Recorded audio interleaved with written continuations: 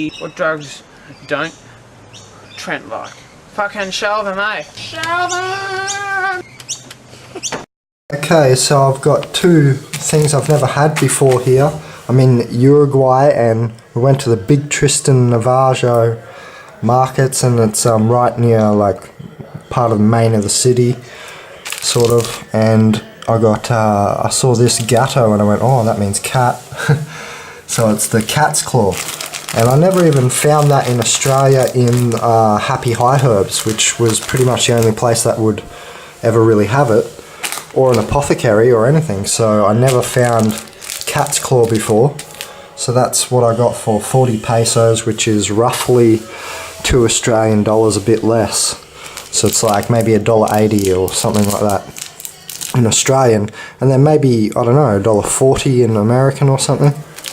So it's not too bad, but yeah, not much. But we're going to have a look online what this does. I know it's a powerful immune booster, and I know it can also be the MAO inhibitor in an ayahuasca sort of analog mix. So, and then we've got this one, which I've never heard of before, Cascara de Molle, or Moje, I don't know how to pronounce it, but that's alright, we'll find out online. And it's some rougher bark, which I didn't expect because, I don't know, you know, cinnamon has that typical smoothness to it, and it looks like really rough. See, so I'm not sure what that's good for or what it is. I can't remember. He said one thing about it, but I can't remember what he said about it. So we're just going to check that out online. We'll check both of them out.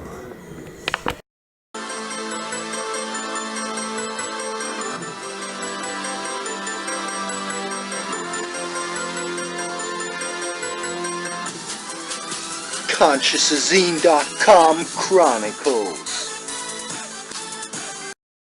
Okay, hi guys. Let's look into this cat's claw. I believe it's a vine, and what I knew it for and why I picked it up at the market was because I knew it's good for the immune system. There's a few good websites.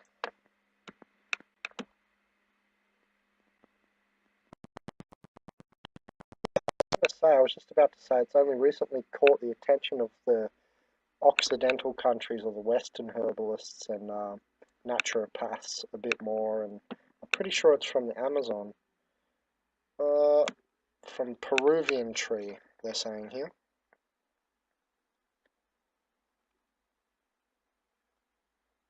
Oh no, hold on, something else. Okay, let's have a look into it then. So it treats, oh yeah, it is from Peru. So it treats a wide range of health problems, particularly digestive complaints. Now, besides anything else, if you just introduce bark into your diet, the bark of a tree or wood, it's going to change the digestive tract completely. You'll actually kill H. pylori, for instance, cinnamon and not Palo Santo, the what was it called?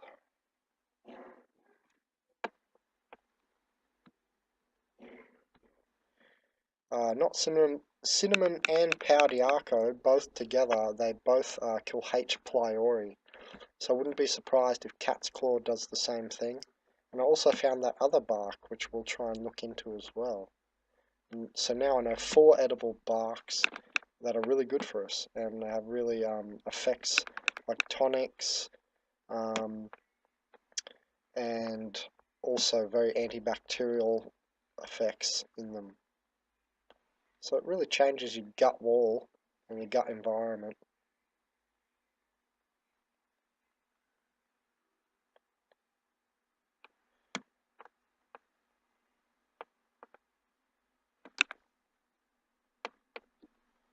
So you can read what it's saying there. It's just talking about its new popularity. Okay, the most attention was given to oxindole alkaloids, found in the bark, roots of cat's claw, in the bark and the roots, which have been documented to stimulate the immune system. It is these 7 different alkaloids that are credited with having a variety of different medicinal and healing properties. The most immunologically active alkaloid is believed to be isopteropodin, isomer A, which increases the immune response in the body and acts as an antioxidant to rid the body of free radicals. And there's also other compounds that kill viruses, bacteria, and microorganisms in cat's claw. And that's what I was saying, all of these edible good for us tree barks, which I now know 4, including Powdiarco and cinnamon, cat's claw, and this other one, which I haven't found the English name of yet. All these will have that same sort of gut-changing property of killing the viruses, the bacteria, and other microorganisms, candida, etc. on the gut wall. And that will unclog you. I know more and more people getting clogging problems where their intestines are basically clogging up, and the bottom part of them is like bloating. So these sorts of things will help push that through. I actually eat cinnamon like just when I'm going to bed, or just pretty much once a day. I used to have cinnamon water all for the last year. At the moment I'm on to hibiscus flower water, but yeah, I was having cinnamon canela water for a while, and there's 2 different types of cinnamon, so look into that if you go the cinnamon route instead of this cat's claw. Now they're pretty similar, you know. That's what I'm saying, these 4 barks are all pretty similar. They've got their own little things going on, but they're very similar. Okay, so again, it's just reiterating that it's good for the immune system and the intestinal tract. It appears to be anti-inflammatory and to be immunomodulative via suppression of TNF alpha synthesis. I'm not sure what that is. So maybe we can look into that actually. Let's just, in the modern world, quickly shoot to Google. So we'll look what this TNF alpha synthesis is. So a tumor necrosis factor alpha. Cachexin or cachectin is a cell signaling protein, a cytokine, involved in systemic inflammation and is one of the cytokines that make up the acute phase reaction. Oh, okay, so it's like similar to nuclear factor kappa beta and histamine and stuff like that, inflammation things or compounds. Yeah, it's going to help leaky gut and all that as well by just cleaning up, like disinfecting your gut. There's other things where you might want to kill worms with. You know, there's probably better things to kill worm infections if you've got a colony of worms living in your gut. But this is more for the bacteria and the viruses, and yeah, cleaning it up like that. Remember, if you've got worms, which a lot of people do, and if you eat meat, yeah, you do, you've got worms. And if you're eating meat all the time. And another way we can do that is the black walnut. Things like, even if you're just taking cloves and raising your vibration, just there's a whole spectrum of things there. Let's stick to this cat's claw. So it even has anti-tumor and anti-cancer properties. Treats gastric ulcers and intestinal complaints, chronic pain, etc. Fungal infections such as herpes and candida. Viral and fungal infections. Let's see what this next article, the Dr. Axe has. I like Dr. Axe or Dr. Axe. He has pretty nice articles here with a lot of information. Again, the ulcers, viral infections, cancer, chronic fatigue, asthma, allergies, arthritis, diabetes. Yeah, definitely on the allergies, and yeah, even the asthma, but definitely on the allergies. These 4, and remember when we're talking about cat's claw, you may as well throw in those other 3 edible barks, the Powdiarco, the cinnamon, and this other one that I don't know the name of, which I showed you at the start of the video, because they're all pretty similar. They'll all help in these same ways. Free radicals, dysentery, rheumatism, and inflammation. The people in the Andes use it for those things. Interesting.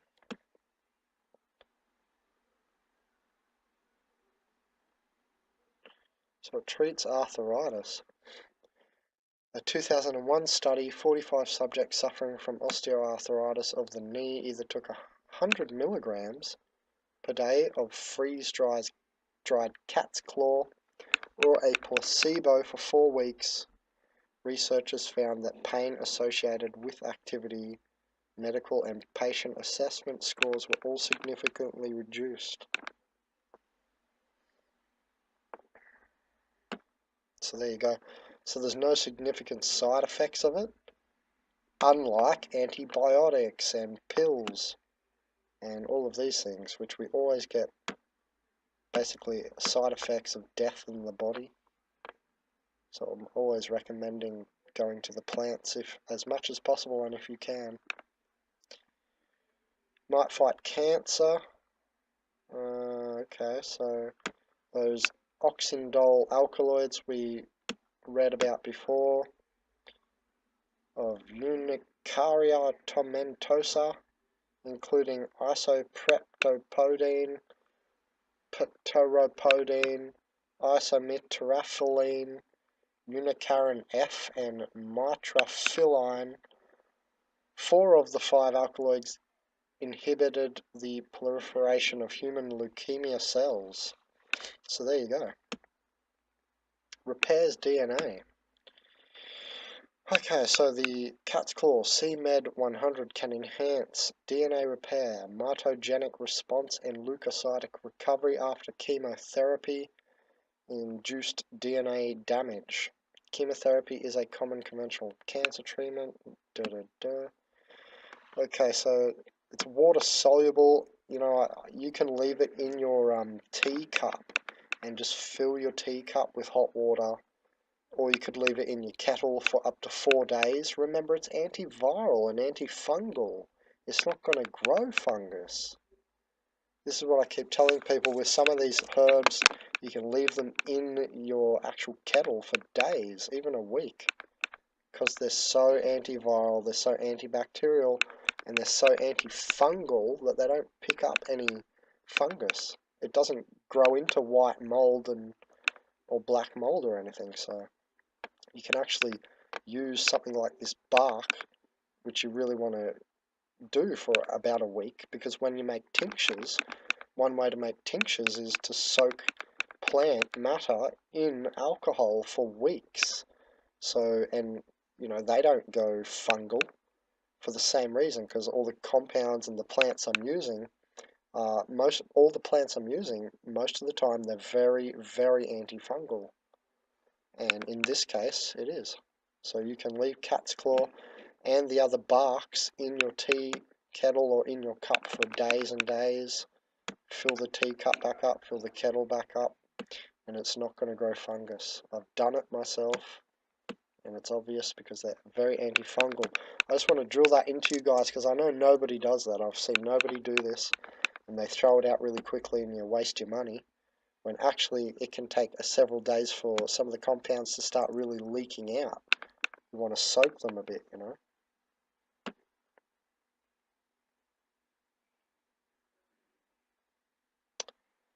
So it can even, water-soluble cat's claw can even help DNA repair in human skin. So if you're really lavish, you could put it on your skin as well. And it could, researchers actually conclude that cat's claw extract should be considered for use as a natural sunscreen. That way you don't get the titanium oxides or whatever they put, the titanium substances in sunscreens, which are nanoparticles, which we don't know how they interact. Some people say they even cause cancer of the skin. So, okay, so hypertension, high blood pressure. In traditional Chinese medicine, cat's claw, Unicaria rhinocophylla, so a certain variety of the cat's claw has been used. Has been used to lower blood pressure, improve various neurological symptoms. Yeah, look, if you suck on a bit of cinnamon or a bit of cat's claw or powdiaco, just leaving it in your mouth like a toothpick, it'll actually go to your brain and clean around your brain. And if you want to enhance that, you do chi energy swallows, and you a very harsh big swallow, and it pushes your enzymes and anything in your saliva around your body and up through the back of your neck and to the front of your eye as well. And you can push, this is like a method for, several things, but pushing around plant matter as well through your saliva and getting some of these antiviral, antifungal compounds up to your brain as well. And you'll feel that clear your head. Okay, so it's got, so the health-promoting alkaloid has been found to specifically act at the calcium channels of the heart and blood vessels as a calcium channel blocker. Why is that significant? Because calcium channel blockers can lower blood pressure by blocking calcium from entering the cells of the heart. Okay. Calcium channel blockers also widen and relax blood vessels, which helps blood flow. So yeah, it's a vine. We didn't cover the basics. It's a vine, native to the Amazon, like I said earlier. Dates back to Inca civilization, so it's got some use. Some people have used it over time. We know it doesn't give, say, birth defects and so on. Belongs to Rubiaceae plant family, also called life-giving plant of Peru. German natural scientist Arturo Brell is responsible. Cat's claw popularity. Okay. Alright, at least 20. Okay, so there's at least 20 plants with sharp curved thorns on the vine which are considered to be cat's claw or una de gato. So arthritis comes up a few times there. I do feel that when I sucked on a piece and had the tea. Yeah, look, you could make a tincture out of it for sure. All the tincture is making it more powerful, sucking out only the active ingredients, leaving the cellulose or the physical looking bark behind, and it just takes out all the molecules, which are the active compounds like the alkaloids. And that's basically what a tincture does. And then if you put it with, if you extract with alcohol, not just say pressing it, then you actually use the alcohol as a driver, and it drives the plant compounds into your cells. And so there's a big thing in eating anything, a big nuance, which is that absorbability doesn't always happen, and we're always trying to look for ways to actually absorb what we're eating.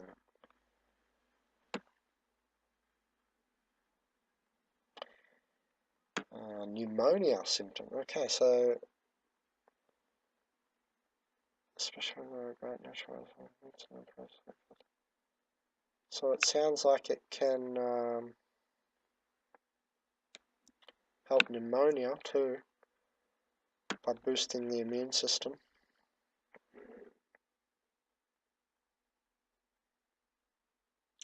Pneumonia is in the top 10 causes of death in America anyway, so okay, so people with viral infections like HIV, AIDS, can use cat's claw as a dietary supplement, and I definitely recommend it. Also things like olive leaf and tinctures as well, but just olive leaf tea, and lemon myrtle. These two are my favourite antivirals, and these barks as well. These are my favourite strong antivirals.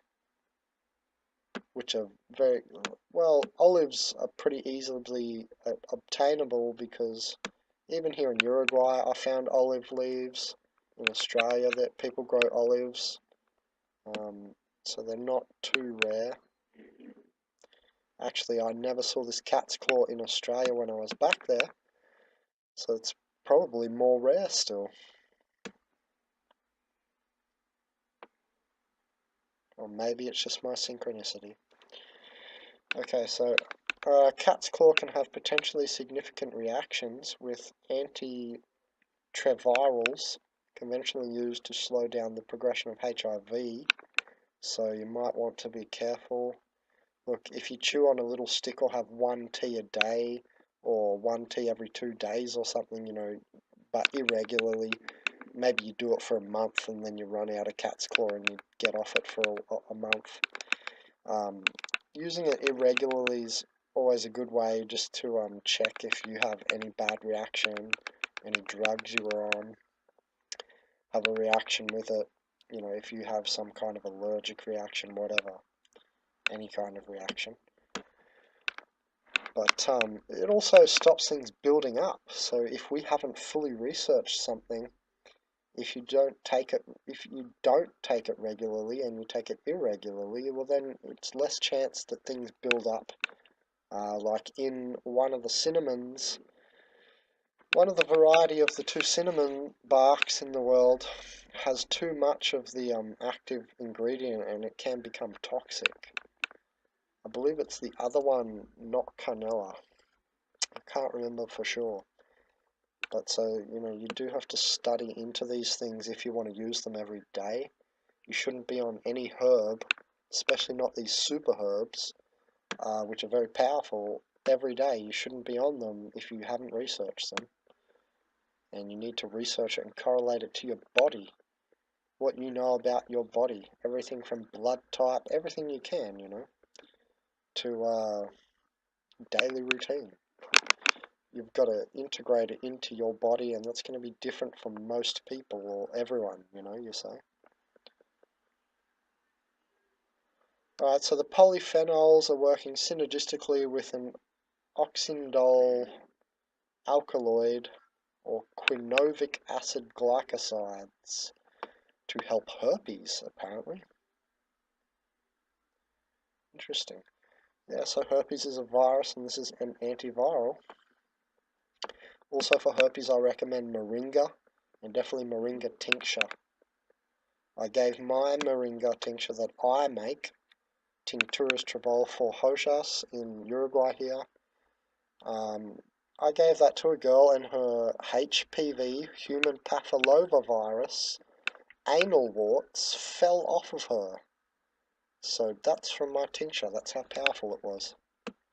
You could also make cat's claw into a very powerful tincture, because when I was looking at the tea and the extraction, it was a good colour, and I could see that it could make a nice thick tincture. Okay, so people are looking at it, or researchers are looking at cat's claw for the effects of Crohn's disease and how it interacts with Crohn's disease.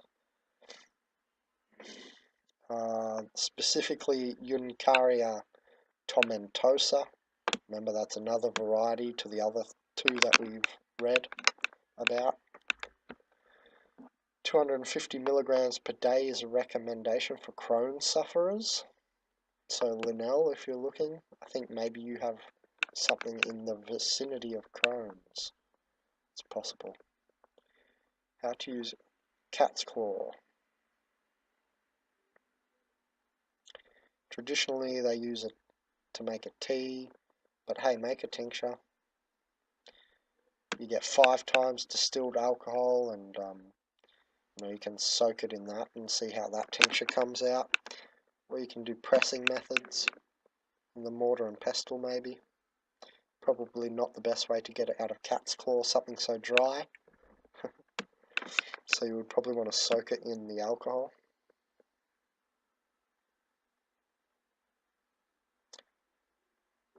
So they grow 100 feet or taller, So I mean, if you can somehow grow this in your backyard, I dare say 1 or 2 vines would keep you happy. It's got 30 known constituents, including at least 17 alkaloids, along with glycosides, tannins, flavonoids, sterol fractions, and other compounds. These phytonutrients can do amazing things.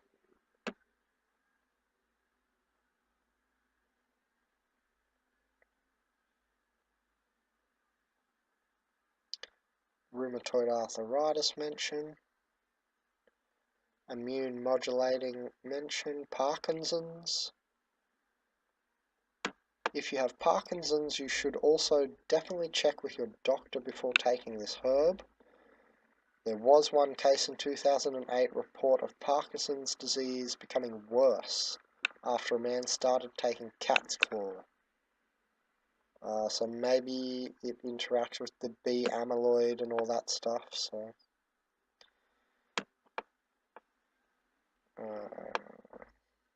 it's a plant commonly called cat claw, acacia, cat claw mesquite, or Greg's cat claw, grows in southwestern USA and northern Mexico. It's important to know that this plant, Senegalia gregi, has no known health benefits and contains potentially poisonous elements. So you do not want the acacia version. It's probably going to contain tryptamines.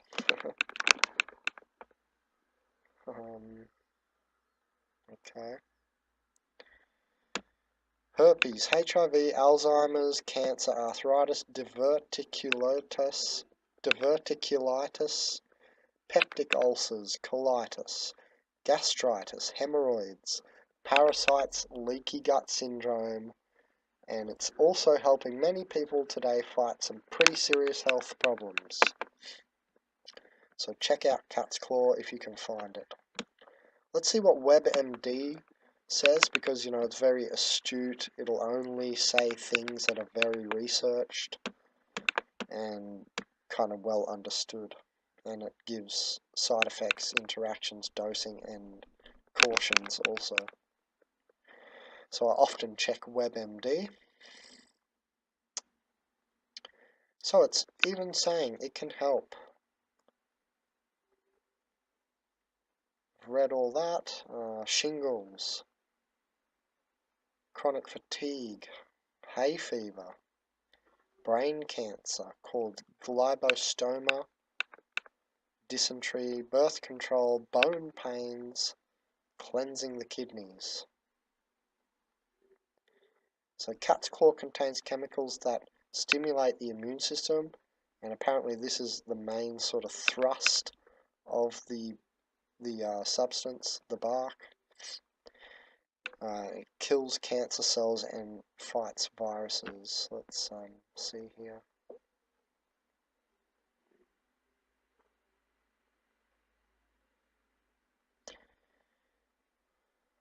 Okay, for rheumatoid arthritis, they're saying here, Uncaria tomentosa contains chemicals called pentacyclic oxindole alkaloids, but is free of other chemicals called tetracyclic oxindole alkaloids, which appears to improve symptoms of rheumatoid arthritis. Taken by mouth in combination with sulfasalazine or hydroxychloroquine for 24 weeks is their recommendation. It says here, it might help HPV, all of these things, but insufficient evidence. Side effects. If you're pregnant, you always check. MS, lupus, systemic lupus erythematosus, SLE, or other similar conditions. Cat's claw might cause the immune system to become more active. This could increase the symptoms of some autoimmune diseases, like any other immune stimulant. Because remember, these diseases are related to the body's own immune system attacking the body. So if we enhance the immune system while it's attacking the body, it might not be good. Bleeding disorders, low blood pressure, leukemia, surgery. So it says maybe even cat's claw might worsen the condition of leukemia. However, in the previous article we saw the antithesis statement of that it can help leukemia. So it looks like it's not well studied, not well known, as much as, say, something else like reishi mushroom. So there are interactions, and look further into it, guys. I don't want to read all of that, all of these things. Just have a look further into it. I don't want to talk about those medications. The dosing. We already read on Dr. Axe, he said 250 milligrams. That was for something specific, I think. Can't remember if that was osteoarthritis or something else. But here's what they're recommending, the 60 milligram and 100 milligrams, so a little bit less.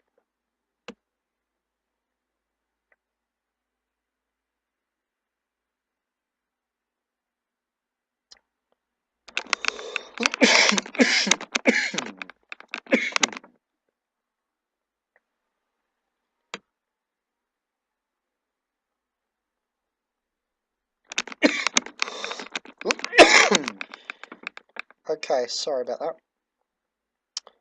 So it can even help gout. Yeah, for sure, I get that feeling it could help gout. Also, it's like a stripping feeling through your joints, like it's cleaning out your joints. It's the same feeling as when you eat a whole cucumber. And you take many other antiviral, antifungal teas, they have the same feeling, that they clean through your joints. So look, it's just repeating what we've already read. So I'm just going to end this section on cat's claw. Alright, hi guys. So we're going to look into this second bark, this second medicinal bark from some tree, and the title of the actual, I don't know, herb packet, I don't know if it's the title of the tree, is called Cascara de Molle. So, you know, search results come up in Spanish. So I'm going to go back and just have to try and translate each page and have a look at the uses for this. You know, if we don't get to the bottom of it, I would recommend using it like you use the other three barks. That's all, because they all seem to be pretty similar. Pau d'Arco, cinnamon, and cat's claw. And now this one. So all these barks are probably quite similar, have antifungal, antiviral, high activity in those areas, and you know, they probably treat certain bacteria a bit differently and have different compounds, you know, but I'd use them probably all pretty much similarly. So I don't know what is going on here. Where's my translate? I'll translate the page. Okay. Alright, let's have a look here. Common Molle names. So it looks like this is the tree here. Hey, it looks like Anacahuita. Oh my god. It looks like Anacahuita bark, which is, Anacahuita is like the national tree here in Uruguay. It seems to look like that, but I can't remember these leaves, but I can't remember the red berries, so hold on. Okay, Molle, Tree of Life, Peru pepper, fake pepper, Kulash, Huygen, Hunan, Mera, Orca, Molle. Okay, so they contain the essential oil bitter principle. Yeah, look, the bitters always seem to be the healing substances. Gomoresina oxidase. The fruits have compounds of pinene, phenol, thymol, what's in thyme plant, phelandrine. The bark of trunk has tannin, latex, composed of resin gum, latex containing esquinoxidasa. I have no idea what that one is. Maybe we should have a look, because it says the resin, which is, I guess, going to be in the bark. Oh, this is going to be fun. Oh, jeez. if you're really interested, you can look at this stuff yourself, because you're going to have to go through translations and stuff. Anyway, from what it looks like so far, because I did not find the name in English so far. We'll have a look at it. Actually, we should look now before we go further. English name, not translation. So it looks like the yeah, okay, I don't know if that's going to translate at all. So we're just going to have to keep reading. But hey, look into these yourself if you want, you know, later, which I do recommend, because you'll see, for instance, some plants have similar compounds or the same, like thymol. And you just get to learn what common compounds are in a lot of plants. Like you always see, what is it, like phenols and stuff in so many plants. Tannins are quite common, and you know, there's lots of things you see across plants, and it gives you an idea of how you can prepare things sometimes, and it just helps out to know what these compounds do for your body as well. Okay, it's native to South America. I have never seen it in Australia before, so I'm guessing that's correct. So, let's see, any more? So the ancient Peruvians made an alcoholic drink called chicha. Oh, so you can make chicha from this. Chicha de Molle, from fermentation of the fruits of this plant. The preparation was done by rubbing the ripe fruits gently between the hands in hot water until the waters tasted sweet. Trying not to dissolve the bitter of these, this liquid was filtered on a canvas and allowed to ferment for 3 to 4 days. So that's the same thing as you do with, like, say, palm fruits. You can get a lot of palm tree fruits and make it into chicha analogues as well. So it says they do dyeing with it, maybe medicinal use. Here we go. Okay, so it can be used to treat different diseases, bronchial condition, urinary disease, arthritis. Yeah, it really, like the other bark, seems to go through my body and really clean. Like it gets into your joints and it cleans things out. You feel this when you drink these teas. I actually really feel these actions of the cleaning in my joints and everything. Ideal to combat bad breath, strengthens teeth, so it's good for the mouth by the looks of it, and the bronchial tube. In case of hepatitis, it is purgative, healing, antispasmodic, hemostatic. So that's for the blood, not homeostasis. It's a vermifuge, treats discomforts of the bladder, relieves toothaches, treats leukorrhea and dropsy. I'm not sure what leukorrhea is. Let's just have a quick look at what leukorrhea is. Okay, so yellow discharge from the vagina. And dropsy relieves muscle aches, can be used as a mouthwash, purifies blood. Look, definitely it's going to be a purifier. I can just tell by already reading this and seeing what's in it. And because I've had it and I can feel it.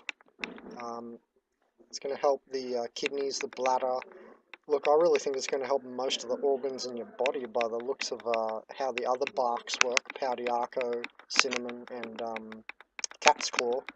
They all seem to have that same feeling. They very much seem to clean very deep and into your joints. Anyway, anti-rheumatic, so it treats rheumatoid arthritis. Rubbing the tincture of the fruits or buds. Sosados tender, to take the infusion of the leaves as well. Okay. Purgante, so purgative, I think. The resin and infusion of mature fruits.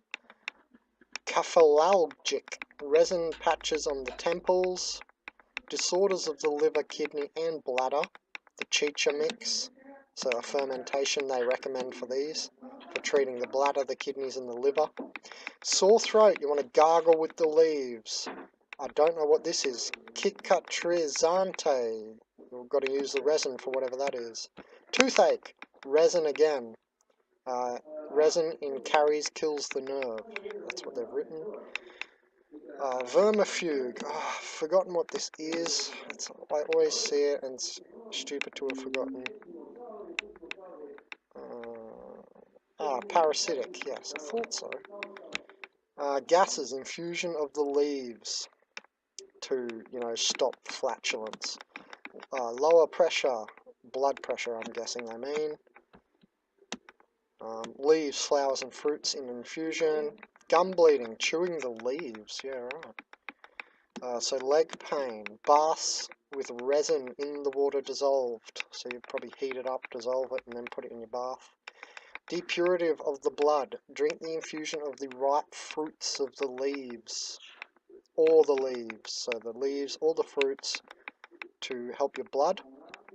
That leukorrhea, the discharge of like pus from the vagina, infusion of ripe fruits, dropsy, dissolve the resin in wine, add sugar and drink. Yeah, I've had this recipe before for a sore throat over here. It's kind of common, they heat up wine, most of the alcohol, you know, obviously burns off while you're heating it up, and you put things with it and it helps your throat. Never had that in Australia. Like they'll just use some cheap wine. Respiratory conditions, gargle with infusion of the leaves and terminal shoots. Okay. So that's going to treat the respiratory conditions. I guess they say that the terminal shoots because it's got more of some compound in it. Hepatitis, take the infusion of the leaves. Healing, apply the resin to the wounds. So on skin healing, I'm guessing they mean. Hemostatic, so for the blood. Wash with the cooking of the fruits. Actually, we better check. I hope I'm not wrong with that. Hemostatic, what that means. Oh, causing bleeding to stop. Oops, I was a bit wrong. I thought that meant it would clean the blood. But that was stupid of me because the word's static. Anyway, so it's going to cause blood clotting. Wash with the cooking of the fruits your wound on your skin, and it should clot it and scar over the open wound. You wouldn't want to put it on too big a wound maybe, but hey, maybe it has a very cleaning action actually, so you might use it on any wound like you use propolis. So antispasmodic, take the infusion of the leaves. Yeah, okay, it's going over the things there. Renal pain, the fresh leaves to prepare, tizine for renal pains, pancreatic, hepatic, biliary, retention of urine and bladder, cases of prostate, stomach, gouty, rheumatic, rebellious wounds, muscular and nervous pains. Remember, this is translated from Spanish. So, for internal and external use in baths, combine with salt. So, Epsom salt would be a good one. For edema, or swelling of the feet, so to get out the excess water of swelling of joints and feet. Arms and against dropsy, and against the cooling of the human body. Okay.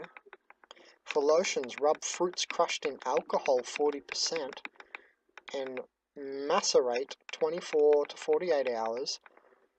Recommended for rheumatic pain. So macerate, I think, means, you know, like mash it up, use a mortar and pestle. Okay, it means soak it. So you want to crush and let it soak for 48 hours in alcohol. So yeah, that's just how you make a tincture. From the trunk, a white milky liquid is obtained from, and that would be the white milkiness would indicate the latex, from which an ointment is prepared, and indeed that's where you would make the ointment from, to heal wounds or rebellious sores.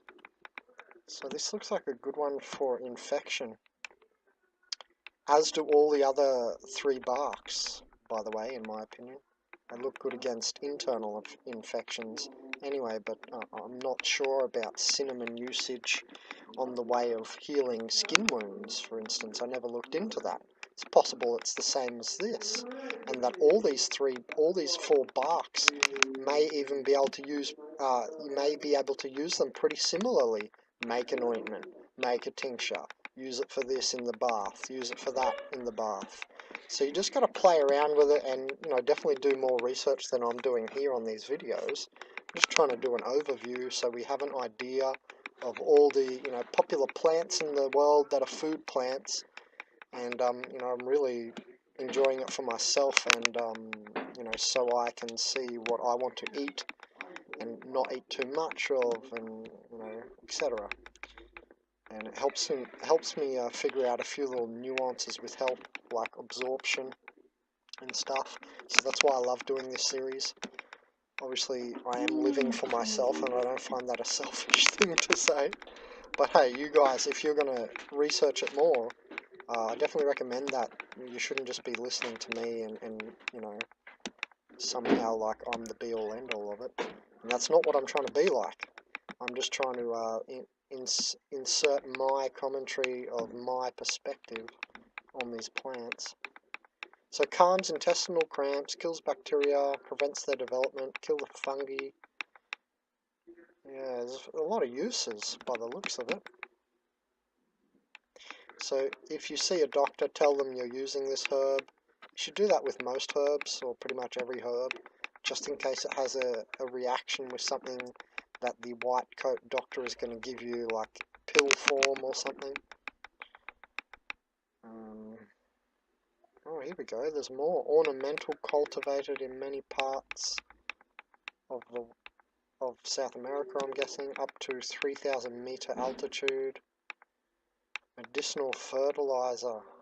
When the corn seeds are soaked in water containing branches and fruits of the molle, with which a catalytic fertilizer is adhered.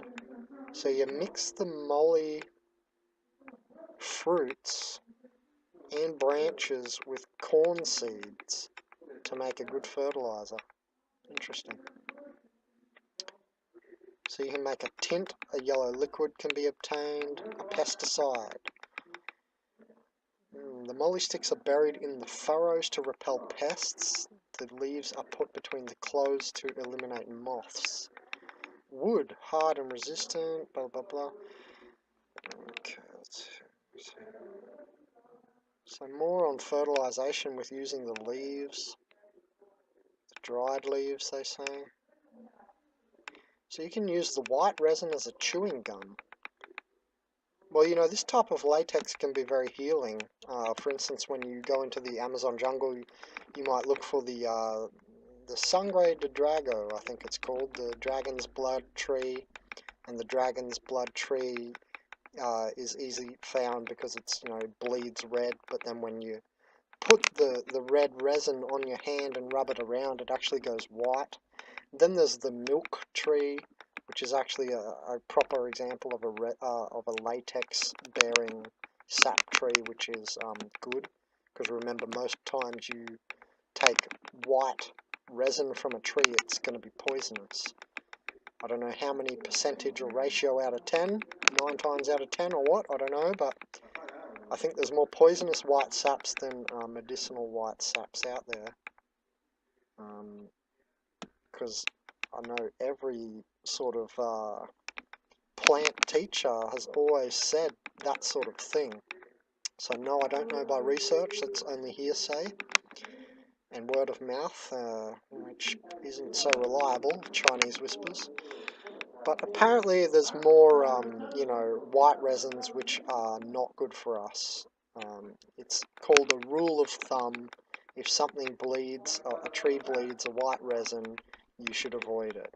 But then there's these latex-bearing trees which are medicinal. They calm the stomach, they heal wounds, and so this is the type of good latex tree. As ash, or a rich potash, it's used as laundry bleach. Wow. Also in purification of sugar, they've even got a reference.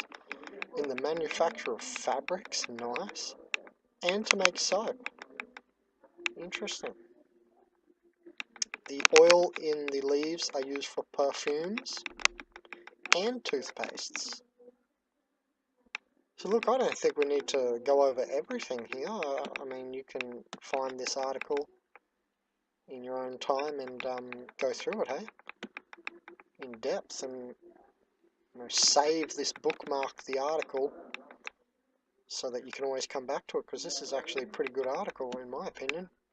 I love it when they tell you the compounds. They scientifically break it down. It's very specific, and they give you lots of uses. Okay, hold on. The way to prepare the pepper is very easy. I'm guessing the seeds are going to turn into pepper. Let's see. The clusters of fruits are harvested when they are a red-brown color. It means they've reached a certain state of maturity. Separate the individual fruits. Let it dry out in the sun. Peel that wraps around the seeds. Becomes brittle between the fingers. Once well dried, rub the fruits with the hands until the seed is left without peel by means of simple blows, blow dryer, blah blah blah. So it looks like, yeah, you just want the seeds. Yep, so it's just like how you can make pepper alternative from the seeds of papaya or pawpaw fruit. You know, you get the black anti-parasitical seeds from that people use to treat worms and stuff. And you can actually just dry those seeds and make it into pepper. So here they're doing a similar thing, and they're grinding it down, using it as a pepper alternative, so a bit of a spice. Oh yeah, cool. It's got the name of pink pepper. Nice, I've had pink pepper before. Maybe it was from this tree. Okay, so refreshments and chicha. With the sugary aerial cover of its fruits dissolved in water, a refreshing diuretic drink, UPI, is prepared, which, if allowed to ferment, becomes chicha de mole. However, both drinks in high doses can be toxic. In some places, they also use it to make sweet mazamorra. When the nuts are boiled, honey is obtained, which upon fermentation produces vinegar. You can also use it as a pesticide. When rubbing with molle leaves parts of the body exposed to annoyances of insects, they serve as a repellent. Also, the smoke of the same function. So the smoke will get away, mosquitoes by the sounds of it. Did you know it can grow in fairly dry areas with several months without rain, and even with a minimum of 200 millimeter? Yeah, right, so it does not need to be watered too much. That's a good thing. Substitute as pepper. So again, they've reiterated the leaves constitute a good organic matter that increases soil fertility.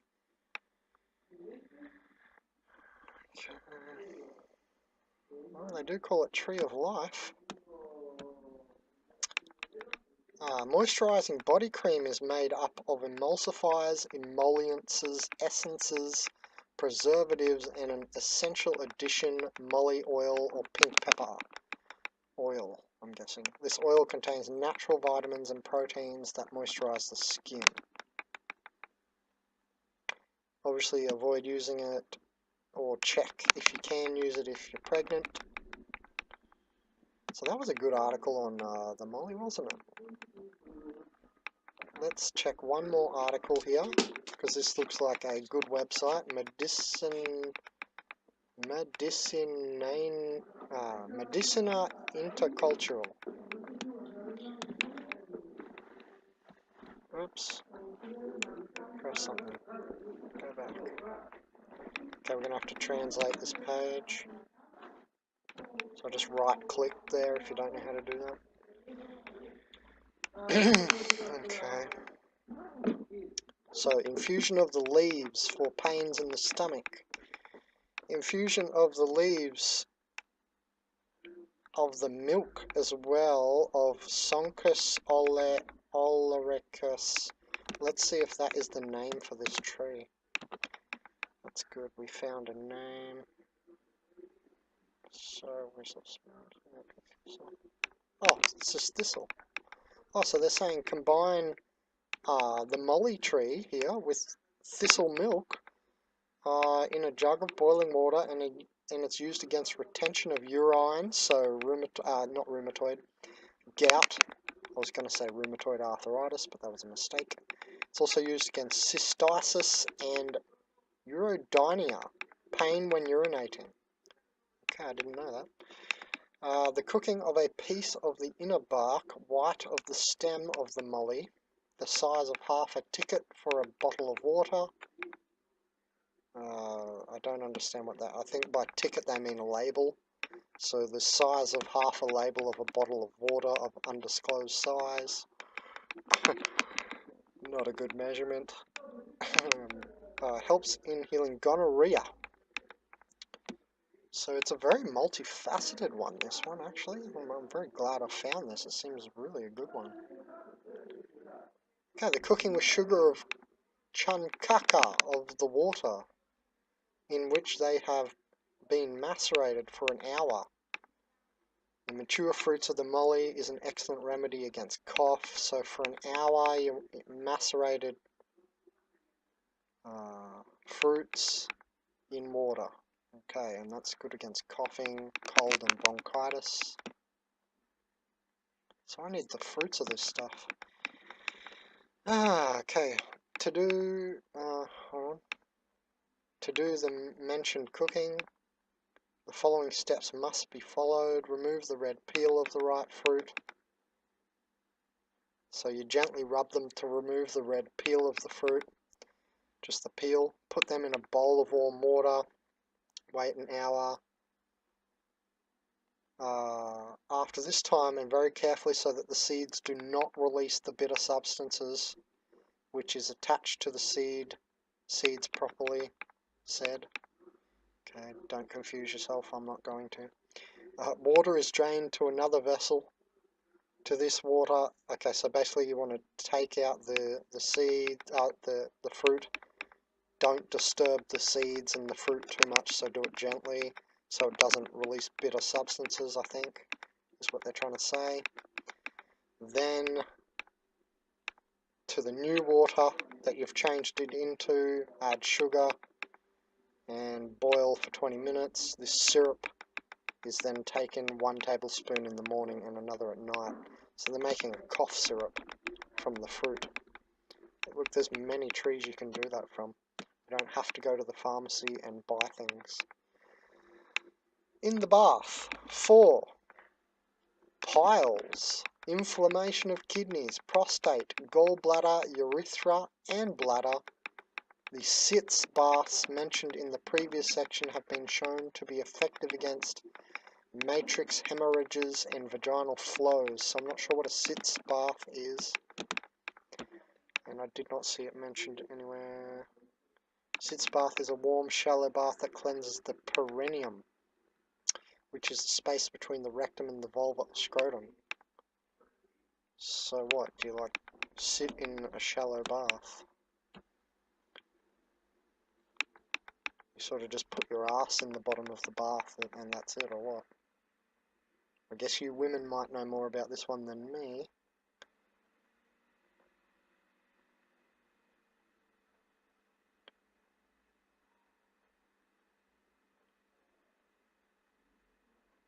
Oh, it's a type of little bathtub, maybe, the sitz. Oh, I think the sitz is like a certain little like baby bathtub thing. If we go to images, maybe it'll show. Yeah, okay. So that looks like what they're talking about. Okay. So that's what you what's meant by sitz baths there. Against the cold and nose conditions, it's recommended to make inhalations with the leaves. So like how I used to do Vicks in hot water with a towel over my head when I was younger, you do the same thing with leaves of this and you know, things like lemon myrtle, anacarwita, lemon verbena, even maybe lemon grass, but it's not going to work so well because you want that mentholy aroma. But they're saying here you can use this one in that way. So you just heat up water, put a towel over your head, and put your, you know, so you're sniffing up the steam of boiling water with, I don't know, said given leaves in it or another medicinal plant. To throw worms out of the stomach and the intestinal tract. it takes in fasting half jug with the cooking of the fruits of Molle. Okay, I don't understand. So they're saying the fruits. You know what? They're saying the fruits here, but remember how we just read that the seeds are a pepper alternative? Actually, black pepper is more of a, you know, it can be an irritant, but it can also be anti-parasitical in action. It's not very powerful, but it can be anti-parasitical. And it's the same idea and how you use papaya seeds. And that's probably how I would do it, not with the fruit. If I was going to try and get worms out of me with this, I'd probably be drinking the tea, the bark, making tinctures, and I don't know about the fruit, what they're recommending here to get worms out with the fruit, I don't know, but I would use the seeds. And there's probably better alternatives, possibly. You know, I can't say that for sure because I haven't tried it, but yeah.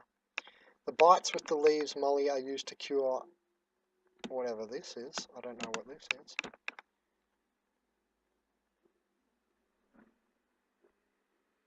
Canker sores.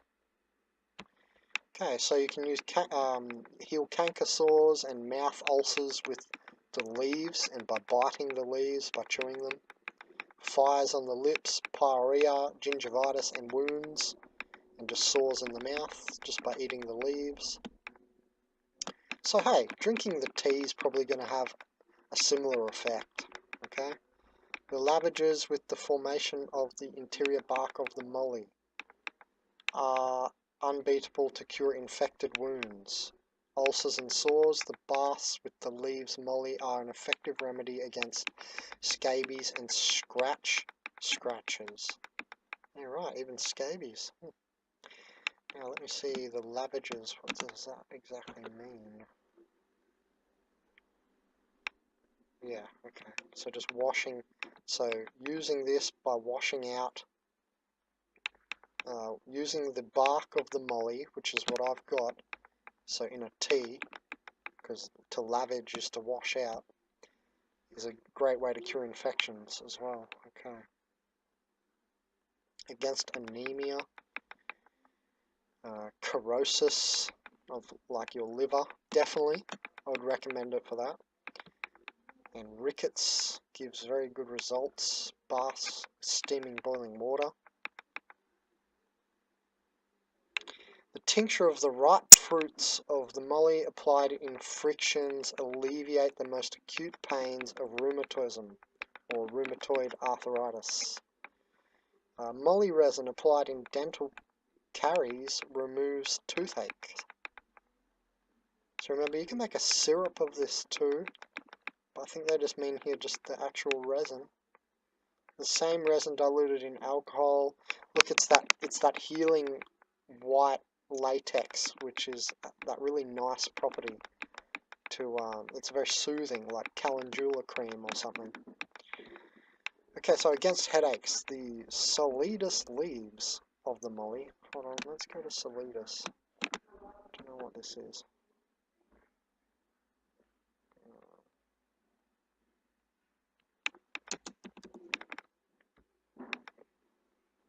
Sunny, okay. The sunny leaves of the Molle are put like plasters in the forehead, okay, against a headache. Interesting, I don't know about that. I'd probably internally take the thing as well.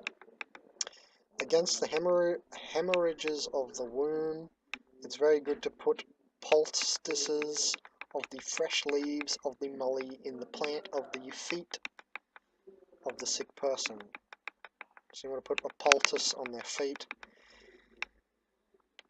To cure the cracks of hands and feet, frictions are made energetic with the Molle leaves. I don't know, I think they're saying rub the leaves in your hands, because they've mentioned the word frictions. So there you go, that's enough out of me for now, and that's enough of this annoying translating. Yeah, how's my time in Uruguay been? Pretty interesting.